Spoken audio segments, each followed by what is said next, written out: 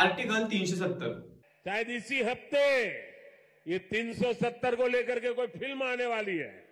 स्वतः पंतप्रधान नरेंद्र मोदींनी नकळतपणे नाही म्हणता येणार, कदाचित जाणून बुजून ज्या चित्रपटाचं प्रमोशन त्यांच्या भाषणामध्ये केलं तो आर्टिकल 370 हा चित्रपट आज प्रदर्शित झाला। या चित्रपटातून नेमकं किती खरा इतिहास दाखवला गेलाय किंवा हा चित्रपट फक्त इलेक्शनसाठी भाजपकडून प्रमोट करण्यात आलाय का, या सगळ्या विषयांवर आज आपण या व्हिडिओमध्ये बोलणार आहोत। आणि अशाच नवीन आणि महत्त्वाच्या चित्रपटांवर आपण एक मराठी माणूस या चॅनलवर नेहमीच बोलत असतो, त्यामुळे चॅनलवर नवीन असाल तर चॅनलला नक्की सबस्क्राईब करा आणि आर्टिकल 370 या चित्रपटाबद्दलचं माझं खरं मत या व्हिडिओमध्ये शेवटपर्यंत नक्की बघा।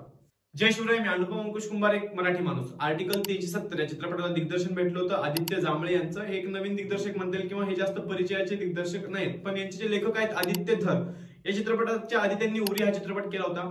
यामी गौतम या चित्रपटामध्ये लीड ऍक्ट्रेस आहे। खरं तर यामी गौतमनी याच्यापेक्षा चांगली ऍक्टिंग करावी अशी माझी अपेक्षा होती, इच्छा होती, पण तसं झालेलं नाहीये।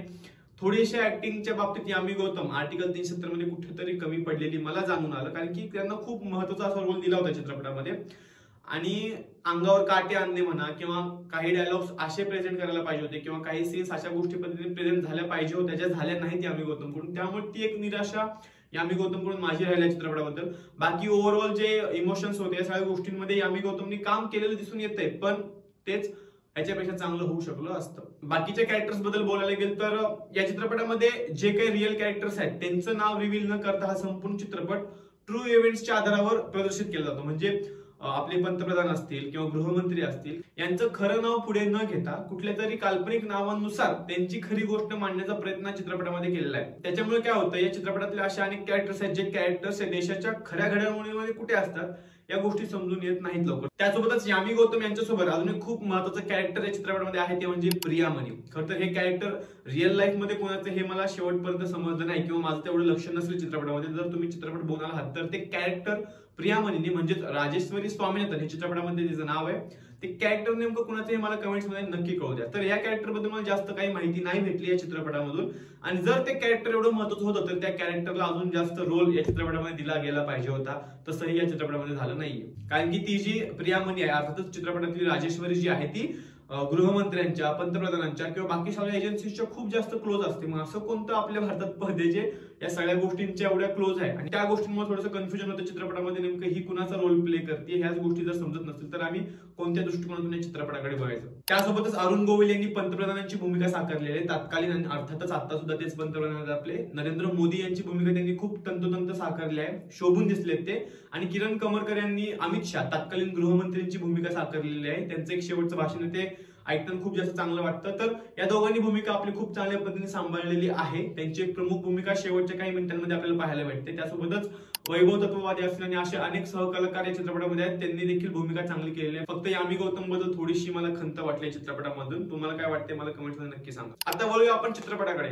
ज्या ऑडियन्सला किंवा ज्या प्रेक्षकांना मसाला लागतो किंवा गाणी वगैरे लागतात त्यांच्यासाठी हा चित्रपट नाहीये, तुम्हाला हा चित्रपट बोर होऊ शकतो। सुरुवातीचा जो पूर्ण हाफ आहे त्या चित्रपटामध्ये स्टोरी बिल्डिंग मध्ये जातो किंवा आर्टिकल 370 हटवण्यासाठी काय काय गोष्टी बेसिक लेवल एजंट्स थ्रू केल्या जातात, या सगळ्या गोष्टी दाखवण्याचा प्रयत्न केलेला आहे। सुरुवातीच्या हाफ मध्ये फक्त स्टोरी बिल्डिंग आहे, तिथे खूप जास्त बोर होण्याची शक्यता आहे, आणि दुसऱ्या हाफ मध्ये शेवटचे 20 मिनिटं सोडली तरी या चित्रपटामध्ये असं काही खास किंवा काही मोठं घडतं असं अजिबात नाहीये। त्यामुळे चित्रपट बोर होऊ शकतो जर तुम्ही एक मसाला बघायला गेला असाल, एक कुठला तरी चांगला फायटिंग सीन्स बघायला गेला असेल किंवा देशभक्तीवर अगदी अंगावर शहारे येण्यासारख्या काहीतरी गोष्टी बघायला गेल्या असेल तर तुम्हाला चित्रपट बोर होऊ शकतो।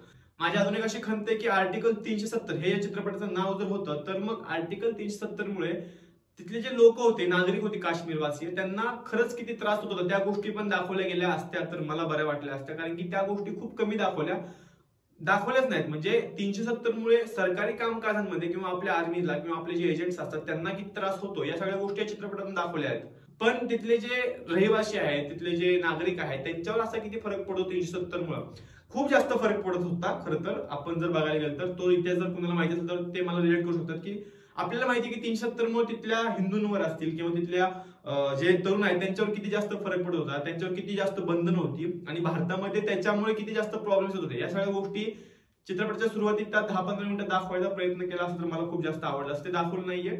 मग चित्रपटामध्ये दाखवलंय काय तर पॉलिटिकली आणि एजंट्स थ्रू या 370 हटवण्यासाठी काय काय कष्ट करावे लागले या सगळ्या गोष्टी चित्रपटामध्ये दाखवल्या। मजा येते पण हो शेवटच्या 30 ते 40 मिनिटांमध्येच ती मजा थोडीशी येते, त्याच्या आधी थोडासा चित्रपट बोरिंग आहे। ज्यांना या सगळ्या गोष्टींची काहीच पार्श्वभूमी माहित नसेल त्यांना हा चित्रपट समजणार देखील नाही. खरं तर आज चित्रपट बघायला गेलो तर मी 99 रुपयामुळे बरेच जण आले होते बघायला चित्रपट. काही मुलांची अशी देखील मला आवाज आली की मला काहीच समजत नाही नेमकं काय चाललंय चित्रपटामध्ये. दिग्दर्शनाबद्दल बोलायला गेलं, सिनेमॅटोग्राफी बद्दल बोलायला गेलं तर चित्रपटाने या दोन्ही गोष्टींमध्ये चांगलं काम केलेलं आहे. आदित्य जांभळे असतील त्यांनी चांगलं काम केलेलं आहे. परत जे काय सिनेमॅटोग्राफी आहे, काश्मीरचं संपूर्ण चित्र उभं करण्याचा जो प्रयत्न केला आहे त्यात उरी इतका इम्पॅक्ट नाहीच पडला किंवा द काश्मीर फाईल्स इतका देखील इम्पॅक्ट नाही पडला. पण ठीक आहे, त्यांनी चांगला प्रयत्न केलेला आहे. सगळ्यात महत्वाची गोष्ट येतात गाण्यांबद्दल बोलायला गेलं तर एकच गाणं आहे वाटतं या पिक्चर मध्ये, तेही मला जास्त नीट समजलं नाही किंवा इतकं रिलेटेबल वाटलं नाही ते गाणं. इमोशनलच गाणे पण त्या गोष्टी रिलेट नाही होऊ शकल्या मला, का माहित का, पण तो फील नाही आला त्या गाण्यासोबत. एक खूप मोठा इन्सिडेंट त्या गाण्यातून दाखवण्याचा प्रयत्न करत होते पण नाही झालं रिलेट ते, तर तिथं देखील कुठेतरी कमी पडले का संपूर्ण चित्रपटाची टीम, या गोष्टींवर प्रश्नचिन्ह आहे. आता राहिली गोष्ट सगळ्यात महत्वाची ज्यांना सगळ्यांनाच ऐकायची की हा भाजपाचा अजेंडा असू शकतो का 30-70 चित्रपट, तर मी असं म्हणू शकतो की हो असू शकतो. कारण की जसं मी म्हटलं की शेवटच्या 30 ते 40 मिनिटांमध्ये सगळे राजकारणी वगैरे या चित्रपटामध्ये इन्व्हॉल्व होतात. राजकारणी म्हणण्यापेक्षा आदरणीय पंतप्रधान, आदरणीय होम मिनिस्टर, गृहमंत्री असतील या सगळ्या गोष्टी या चित्रपटाच्या शेवटच्या 30-40 मिनिटांमध्ये इन्व्हॉल्व होतात. त्याच्या आधी फक्त एजंट्सची गोष्ट आहे किंवा आर्मीजची गोष्ट आहे की त्यांना कसा त्रास होता, मग त्याच्यामध्ये कुठे मला राजकारण वगैरे बघायला भेटलं नाही. शेवटच्या 30 मिनिटांमध्ये मोदींनी असेल किंवा अमित शहा यांनी जे काही कार्य केलं ते दाखवण्याचा प्रयत्न केला चित्रपटामधून.